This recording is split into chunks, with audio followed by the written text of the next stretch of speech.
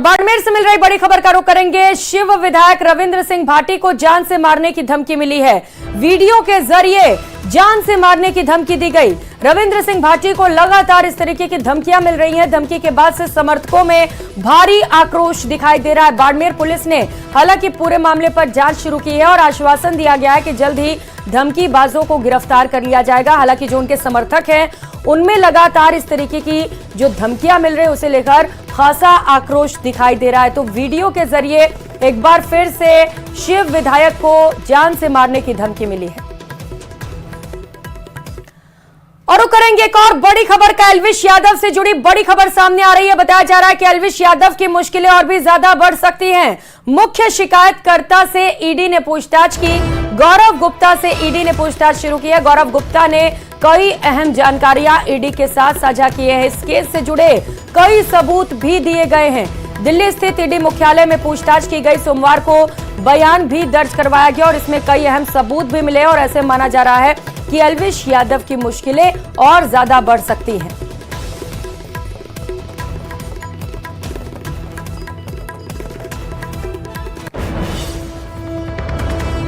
तो बड़ी खबर आपको बता रहे हैं। एल्विश यादव से जुड़ी नशे के कारोबार को लेकर एल्विश यादव की गिरफ्तारी की गई है और बताया जा रहा है कि एल्विश यादव की मुश्किलें अभी और भी ज्यादा बढ़ सकती है क्योंकि गौरव गुप्ता से इस पूरे मामले को लेकर ईडी ने पूछताछ की और बताया ये जा रहा है कि गौरव गुप्ता ने इस पूरे मामले पर कई बड़े खुलासे भी किए हैं। साथ ही साथ कई अहम साक्ष्य भी ईडी को दे दिए हैं। ऐसे में एल्विश यादव और भी ज्यादा मुश्किलों में पड़ सकते हैं।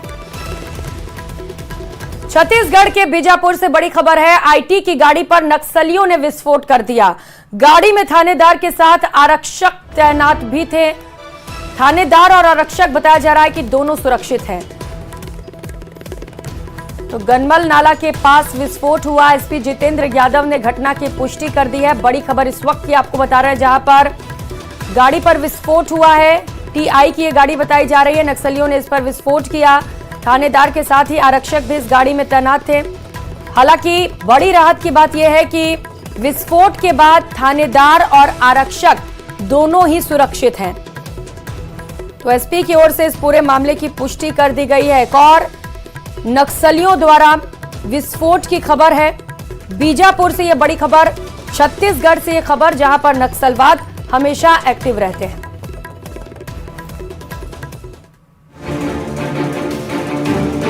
हाथ में चेक और चेहरे पर मुस्कान लिए ये लोग कल तक नक्सली थे, लेकिन आतंक के धंधे से इनका मोह भंग हो चुका है और ये मुख्य धारा में लौट रहे हैं।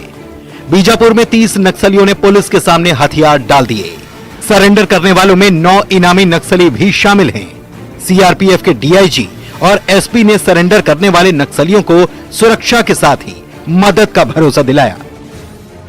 माओवादी उन्मूलन अभियान के तहत जिसमें जिला बल और डीआरजी, इसके अलावा जिला की जो पुलिस बल है, इसके अलावा सीआरपीएफ के 50वीं 85 वाहिनी 222, 229, 168, कोबरा की 202, 210, इसके अलावा एसटीएफ, इनकी संयुक्त कार्यवाही से हमारे पास 30 लोग हैं जिन्होंने आत्मसमर्पण किया है।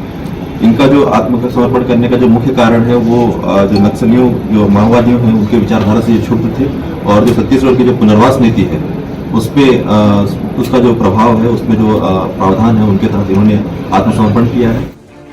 उधर बीजापुर में ही पिछले दिनों हुए नक्सली मुठभेड़ पर सियासत जारी है।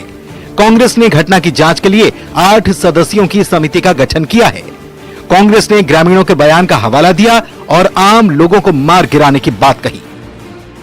बीजापुर जिले के पीडिया में हुई नक्सली सुरक्षा बलों के मुठभेड़ पर गांव वालों ने सवाल खड़ा किया है। गांव वालों का कहना है कि इस घटना में निर्दोष ग्रामीण मारे गए हैं और इस घटना में एक गूंगे युवक सन्नो की भी हत्या हुई है।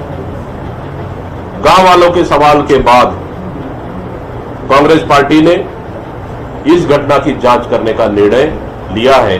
घटनास्थल जाएंगे, ग्रामीणों से चर्चा करेंगे और वस्तु स्थिति का रिपोर्ट कांग्रेस पार्टी को सौंपेंगे। जांच कमेटी की रिपोर्ट आने के बाद कांग्रेस पार्टी इस घटना पर अपनी रणनीति तय करेगी। उधर कांग्रेस की जांच कमेटी पर बीजेपी ने निशाना साधा।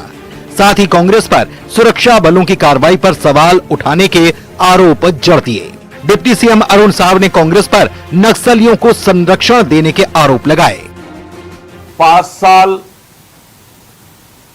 कांग्रेस की सरकार ने बस्तर के साथ अन्याय किया, नक्सलवाद को पाला पोसा और अब बस्तर की शांति और खुशहाली के लिए, बस्तर के विकास के लिए हमारे सुरक्षा बल बहादुरी के साथ जो कार्यवाहियां कर रहे हैं उस पर भी प्रश्न चिन्ह उठाने का काम ये कर रहे हैं। छत्तीसगढ़ में नक्सलियों के खिलाफ सुरक्षा बलों को लगातार कामयाबी मिल रही है। बीजापुर मुठभेड़ भी बड़ी कार्रवाई थी। वहीं 30 नक्सलियों का सरेंडर भी सुरक्षा एजेंसियों की सफलता है। ऐसे में लाल आतंक के ढहते गढ़ पर सियासत को ठीक कैसे कहा जाएगा? Bureau report, news 18। और 12 शहर से हैरान करने वाला मामला सामने आया है। यहां जिले के छबड़ा क्षेत्र में कार में 9,000 रुपए से ज्यादा का डीजल भरवाकर कार सवार 3 युवक पैसे दिए बगैर फरार हो गए। मामले की बापचा थाना पुलिस को शिकायत दी गई। पूरी वारदात का सीसीटीवी फुटेज भी सामने आया। वीडियो में देखा जा सकता है कि बदमाश कार की डिग्गी में रखे पीपीओ में डीजल भरवाने के बाद डिजिटल पेमेंट करने का कहकर सेल्समैन के सामने कार लेकर फरार हो गए। सेल्समैन भी इस कार के पीछे भागता नजर आ रहा है। पुलिस ने केस दर्ज कर सीसीटीवी के आधार पर बदमाशों की तलाश तेज कर दी है। तो तस्वीरें आप देख पा रहे हैं। अब इस तरीके की खबरें आम हो गई हैं, जहां पर लोग गाड़ियां लेकर पेट्रोल पंप पर पहुंचते हैं, पेट्रोल भरवाते हैं और वहां से बिना पैसे दिए फरार हो जाते हैं। राजस्थान से एक और खबर इससे पहले सामने आई थी, जहां पर स्कॉर्पियो सवार ने गाड़ी में पेट्रोल लिया और पैसे दिए बिना फरार होने लगा। इस दौरान कर्मचारी की मौत भी हो गई थी। खबर अलवर से है, जहां बड़ौदा में इलाके में दिल्ली मुंबई एक्सप्रेसवे पर ड्राइवर को झपकी आने से पिकअप पलट गई, जिससे पिकअप में भरे पशुओं की मौत हो गई, जबकि पिकअप में सवार 3 लोग घायल हो गए, जिनका अलवर के राजीव गांधी अस्पताल में इलाज जारी है। दिल्ली मुंबई सुपर एक्सप्रेसवे पर बुधवार करीब सुबह 5:30 बजे पिकअप पलट गई। ड्राइवर को नींद की झपकी आने से एक्सीडेंट हुआ। पिकअप में 10 से अधिक भैंसें लदी हुई थी। वहीं आगे बैठे 3 व्यक्ति गंभीर रूप से घायल हुए हैं, जिनको बड़ौदा मॉब से अलवर जिला अस्पताल में भर्ती कराया गया है।